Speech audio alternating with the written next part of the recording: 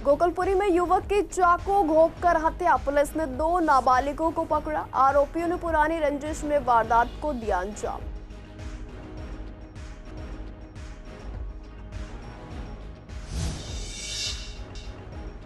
विश्वासनगर में लंबे समय से पानी की समस्या, लोग बाहर से पानी खरीदकर पीने को मजबूर। शिकायतों के बावजूद कोई सुधार नहीं।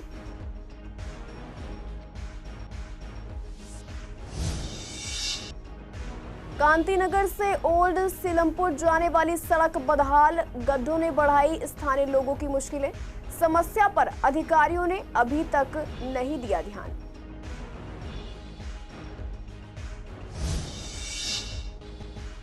पुलिस ने मासूम के अपहरण का सुलझाया मामला, सूरत से आरोपी सुधीर को किया गिरफ्तार, बच्चा भी सुरक्षित बरामद।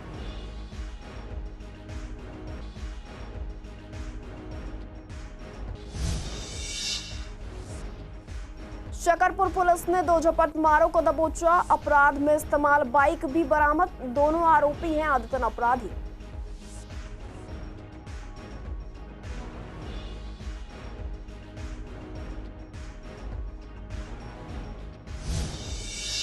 नमस्कार, आप देख रहे हैं सीसीएन डिजिटल। मैं हूं आपके साथ शिवानी तिवारी। स्वागत है आपका हमारे खास कार्यक्रम पूर्वी दिल्ली खास में। बुलेटिन की शुरुआत करेंगे कुछ खास खबरों के साथ। उत्तर पूर्वी दिल्ली के गोकुलपुरी इलाके में एक युवक की चाकू घोंपकर हत्या कर दी गई। पुलिस ने इस मामले में 17 साल के 2 नाबालिगों को पकड़ा है। दोनों से पूछताछ में पता चला है कि ये वारदात पुरानी रंजिश के चलते की गई थी।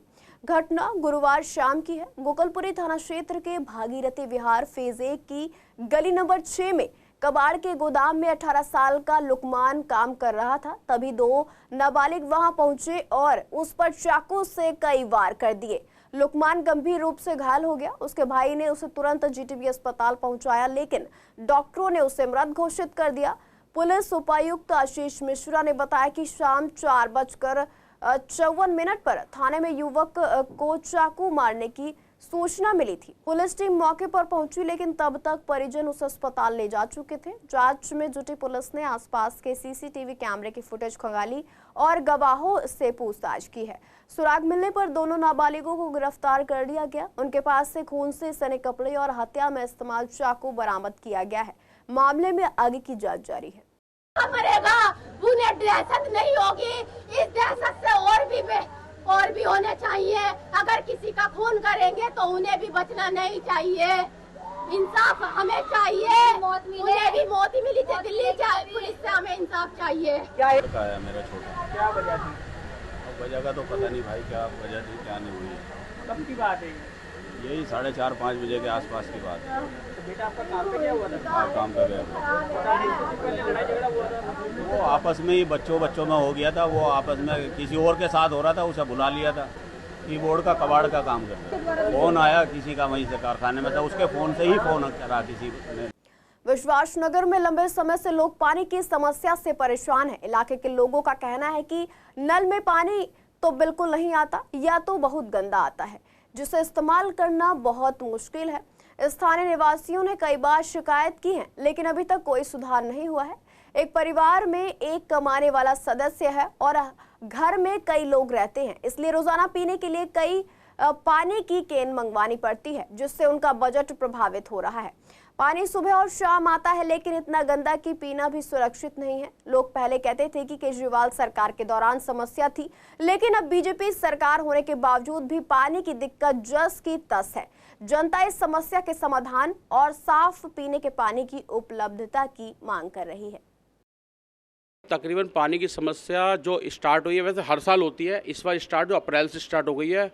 और प्रॉपर पानी के नलों में गंदा पानी आता है, नाली वाला। सुबह शाम आता तो बहुत कम है, जब भी आता है तो गंदा ही आता है। कभी कभार हफ्ते 15 में एक बार चांस होता है कि साफ़ पानी आ गया, वो भी आधे 1 घंटे के लिए बस। जब साफ़ भी आ रहा है, एक दिन आता है प्रॉपर, हम उसको मना तो कर नहीं सकते कि आज मत देना या कल मत देना। हमें पता नहीं है पानी साफ़ कब आएगा, तो इसलिए हम प्रॉपर एक बंदा लगा रखा है जो हमें पानी की सप्लाई देके जाता है पीने के। पे फ़र्क पड़ता ही है। डेली की कम से कम एक घर में, जिस तरह मैं रहता हूँ 7 से 8 परिवार मतलब मेंबर है मेरे घर में, डेली की 2 बोतल चाहिए होती है हमारे को।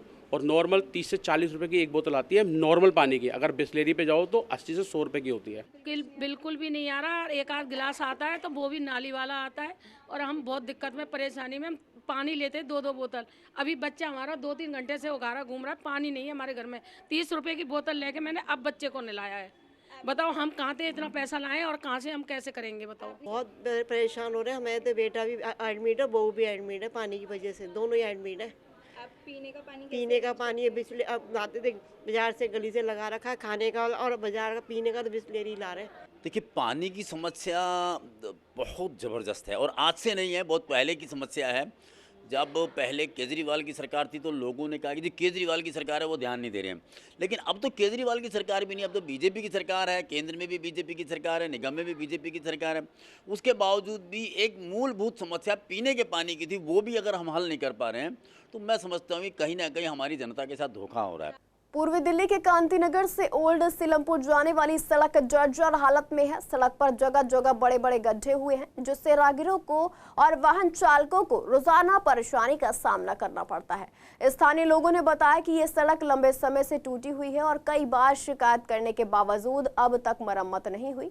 बारिश के समय गड्ढों में पानी भर जाता है, जिससे हालात और भी खराब हो जाते हैं। लोगों ने कहा कि उन्होंने कई बार स्थानीय विधायक और अधिकारियों को इस समस्या से अवगत कराया है, लेकिन अभी तक कोई ठोस कार्रवाई नहीं हुई है। भैया ये टूटी हुई है, निकलते हैं, गाड़ी वाड़ी निकलती है तो इससे दिक्कत होती है। किसी की पैर की दिक्कत होती है, कोई कैसे निकलता है तो उसमें जो है निकलने में धूल मिट्टी भी उड़ती है, कभी खड्डे में गाड़ी आ जाती है, कभी पानी भरा हुआ है, रिक्शा गाड़ी निकल रहा, फटाक से गिर जाते हैं लोग बाग। कई बार यहाँ पे भी पलट चुके हैं। हमें तो कुछ नहीं, कांतिनगर में कार्रवाई दिखाई देती है। ये रोड टूटी हुई है, ये बहुत टाइम हो गया इस रोड को टूटी हुई है भाई साहब। और यहाँ के निवासी, सब स्थानीय निवासी जो लोग हैं और जो आने जाने वाली, देखिए बड़ी गाड़ियाँ जाती हैं इस रोड से, क्योंकि आगे जाके सीलमपुर की मार्केट आती है, वो जो कूड़ादान है वहाँ बड़े बड़े ट्रक खड़े होते हैं और इस रोड पे इतना दबाव है कि ये कितना भी इसे बना लो टूट जाता है। अगर इसे बनाया जाए तो बहुत अच्छे तरीके से बनाया जाना चाहिए।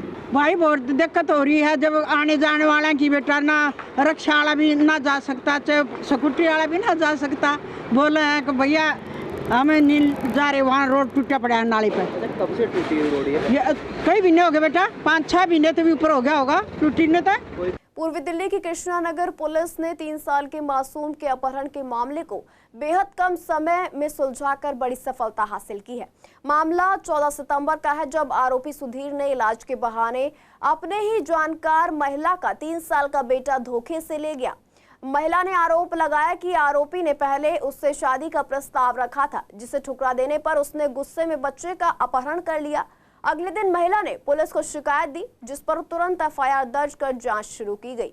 मामले की गंभीरता को देखते हुए टीम ने CCTV footage, mobile call record और तकनीकी जांच की मदद से आरोपी की लोकेशन ट्रेस की। पहले वे बिहार भागा, फिर जगह बदलते हुए सूरत पहुंच गया।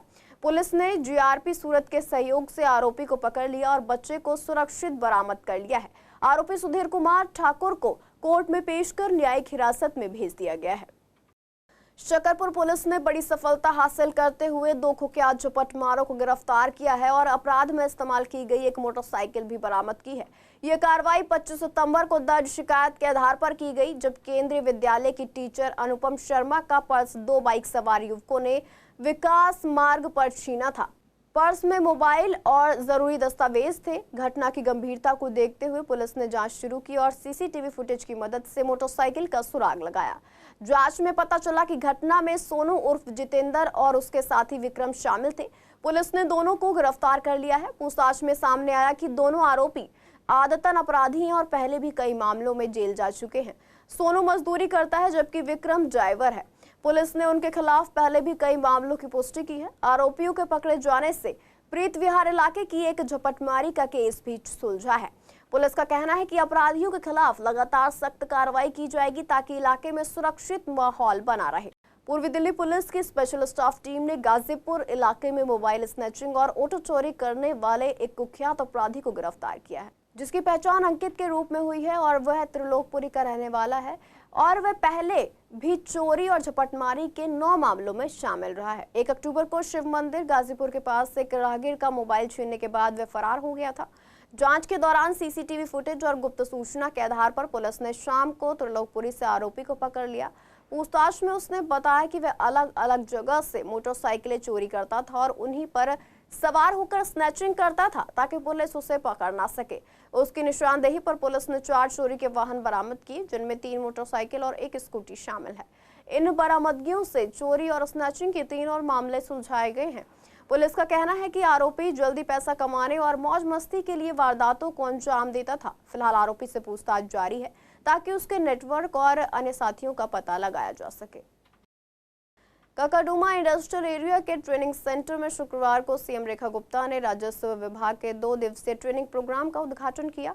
ये कार्यक्रम शहादरा जिले के नए नियुक्त तहसीलदारों और सब रजिस्ट्रार अधिकारियों के लिए आयोजित किया गया था। सेशन 4 अक्टूबर तक चलेगा। कार्यक्रम में सीएम रेखा गुप्ता ने कहा कि राजस्व विभाग सरकार का चेहरा है और इसकी कार्यशैली पर जनता का भरोसा टिका होता है और सरकारी नौकरी सिर्फ नौकरी नहीं बल्कि समाज और देश की सेवा का मौका है। उन्होंने कहा कि अगर कार्य प्रणाली में कोई कमी पाई जाएगी तो उसे तुरंत सुधारा जाएगा ताकि जनता को परेशानी ना हो। इस ट्रेनिंग में अधिकारियों को राजस्व विभाग की नीतियां, काम करने के तरीके और व्यवहारिक समस्याओं से निपटने का प्रशिक्षण दिया जाएगा। खासतौर पर जनता से जुड़े कामों को पारदर्शी और तेजी से पूरा करने पर जोर रहेगा। अपना विजन बदलने की जरूरत है। कोई जरूरी नहीं है कि जिस पुराने पैटर्न से हम काम कर रहे हैं तभी हमारी वैलिडिटी काउंट होगी। आज जिस दिशा में देश बढ़ रहा है और देश की राजधानी में सरकार काम कर रही है, उसमें बहुत जरूरी है कि हम लोग अपना विजन जो है आज की अपडेटेड तकनीक के साथ जोड़ते हुए, आज की जरूरतों को महसूस करते हुए अपने व्यवहार को उस तरीके से ढालना होगा। अभी नीरज जी से मैं पूछ रही थी कि भाई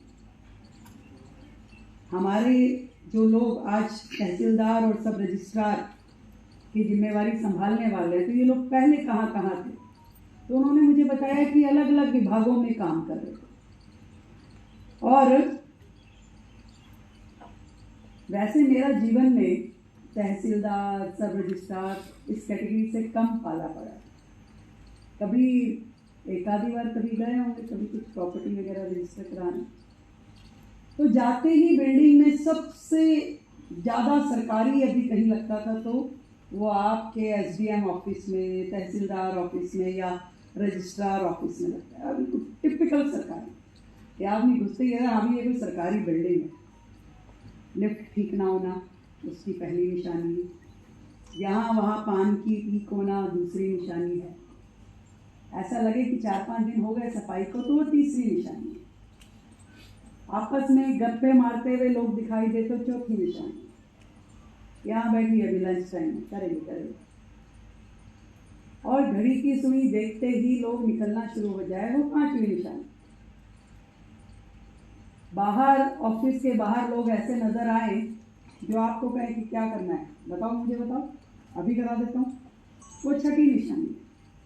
पता चल जाता है कि ये सरकारी तंत्र चल रहा है, इसमें अंदर वाले की पावर कम और बाहर खड़े हुए व्यक्ति की पावर थोड़ी ज्यादा दिखाई दे। पूर्वी दिल्ली के झिलमिल कॉलोनी में कृष्णा मार्केट स्थित समुदाय भवन लंबे समय से जर्जर और बंद पड़ा है। स्थानीय लोगों के मुताबिक भवन की दीवारें और छत टूटी हुई है, टाइल्स लटक रही है और पंखे, पानी की मोटर चोरी हो चुकी हैं। भवन में कोई सुविधा उपलब्ध नहीं है और रात के समय असामाजिक तत्व यहां जमा होकर नशा करते हैं, जिससे आसपास के लोगों को डर लगा रहता है। स्थानीय निवासियों ने कई बार अधिकारियों और जिम्मेदारों को इस स्थिति से अवगत कराया है, लेकिन अभी तक कोई सुधार नहीं हुआ है। लोग मांग कर रहे हैं कि जल्द से जल्द इस समुदाय भवन की मरम्मत की जाए और सुरक्षा सुनिश्चित की जाए ताकि किसी बड़ा हादसा होने से बचा जा सके। लॉकडाउन के बाद से ऐसा हो रहा है। आते हैं कि कर्मचारी आते हैं, सरकारी कर्मचारी आते हैं पर चौकीदारी करके चले जाते हैं। इसमें कोई शादी फंक्शन वगैरह होते हैं? कोई अब ना सब बड़े जाते हैं, क्रॉस मोड़ पे जाते हैं, वहाँ सब काम रेडीमेड मिलता है। यहाँ सारी चीज़ तैयारी करनी पड़ती है, पंखा नहीं, लैट्रिन बाथरूम सब सफाई करनी पड़ती है, तो यह काम होता है। पैसे वाले अब वहाँ जाते हैं मॉलों पे। नहीं ऐसा कुछ नहीं है, वो यहाँ सरकारी कर्मचारी आते हैं जिनके हाथ में ये है, लेडी आती हैं और एक जेंट्स भी आते हैं, वो यहाँ पैर भी करते हैं आके। सरकारी कर्मचारी जो यहाँ की जो भी है उनके हाथ में इनका ये मुझे लगभग यहाँ 4-5 साल हुए तब से ये ऐसा है, लेकिन इसमें किसी प्रकार की कोई दुर्घटना अभी तक नहीं हुई। शादी होती हैं और जो है छोटे मोटे प्रोग्राम, जन्मदिन वगैरह और 13वीं वगैरह क्रिया जो होती है वो भी होता है। पानी की व्यवस्था इसमें नहीं रही है, तो पीछे से टैंकर भरवा के लाते हैं जो प्रोग्राम अपना करता है। मोटर ले गया, इसमें पानी भी नहीं है, व्यवस्था इनकी सारी ख़राब है, हो चुकी है। कब से ये लगभग हो गया 2 साल हो गया, लगभग 2 साल हो गया। इसमें कोई शादी बारात वाले कोई नहीं आ रहे हैं, देख के चले जाते हैं कि इनमें कोई व्यवस्था ही नहीं है। शिकायत दिए थे, एक बार MCD वाले आए थे, सब आए थे, लिख के ले गए, आपका पास करेंगे नहीं करेंगे, उनकी कोई ठीक नहीं है। अभी तक कोई कार्रवाई नहीं हुई? उनकी कोई कार्रवाई नहीं हुई। क्या दिक्कतें हैं इसमें सारी दिक्कत है। क्या क्या टूटा हुआ है? इसमें कुछ नहीं है, ना ही इसमें पंखा है, ना मोटर के पानी का मोटर है, ना दरवाजे हैं, ना लाइट है। सर मैं यहाँ का किसी टाइम केयर टेकर रह चुका हूँ, अब इसमें कुछ भी नहीं है, कुछ भी जिसे कहते हैं। और ना यहाँ का सांसद, ना संजय गोयल, ना रामनिवास गोयल थे पहले, अब संजय गोयल है, ना पंकज लूथरा, कोई इसकी सुनवाई नहीं कर रहा है। इसमें बचा कुछ नहीं है। टॉयलेट बाथरूम में गेट नहीं है, सीट टूटी हुई है, खिड़की दरवाजे नहीं है, सारा यानी खंडर पड़ा है इस टाइम। पूर्वी दिल्ली के CBD ग्राउंड में आयोजित बालाजी रामलीला में इस साल रावण का पारंपरिक दहन ठीक से नहीं हो पाया, जिससे लोगों में निराशा देखी गई। हर साल की तरह इस साल भी दर्शक उत्साहित थे, खासकर बच्चे, लेकिन बारिश की वजह से रावण गीला हो गया और उसे ठीक से जलाया नहीं जा सका। रामलीला देखने आए लोग मेला घूम तो पाए, लेकिन रावण दहन का आनंद नहीं ले पाए। स्थानीय लोगों ने बताया कि ये आयोजन साल भर का खास त्योहार होता है और इसके लिए बच्चे और परिवार बहुत उत्साहित रहते हैं। इस बार की बारिश ने उत्साह में रुकावट डाली और बच्चों में थोड़ी निराशा देखने को मिली। देखो, एक तो साल भर का त्योहार है जो एक बार आता है। अपने बच्चों को, फैमिली को लेकर उनको दिखाने गए थे, बारिश की वजह से सारा मज़ा ख़राब हो गया और बिल्कुल त्योहार फीका पड़ गया एकदम। वैसे तो अच्छा रहा जी, लेकिन बारिश के कारण थोड़ा सा फीका पड़ गया, क्योंकि बारिश में रावण भीग चुका था और जल नहीं पाया। उसके वो क्या बोलते हैं आपका, वो जल गया था, कागज़ जल गया था, अर्थिया रह गई थी। वैसे तो ठीक रहा, लेकिन बारिश की वजह से सारा फीका पड़ गया मामला। नहीं, रावण को देखने गए थे, लेकिन हमारे पास में जलता है रावण, तो देखने गए, लेकिन रावण भीग जाने की वजह से बच्चों में खुशहाली आके फिर वापस चली गई। उतनी मतलब जो है फीका पड़ गया थोड़ा मामला, वैसे मतलब माहौल सही था। फिलहाल के लिए पूर्वी दिल्ली खास में बस इतना ही। ऐसी तमाम अपडेट्स के लिए बने रहिए CCN डिजिटल के साथ।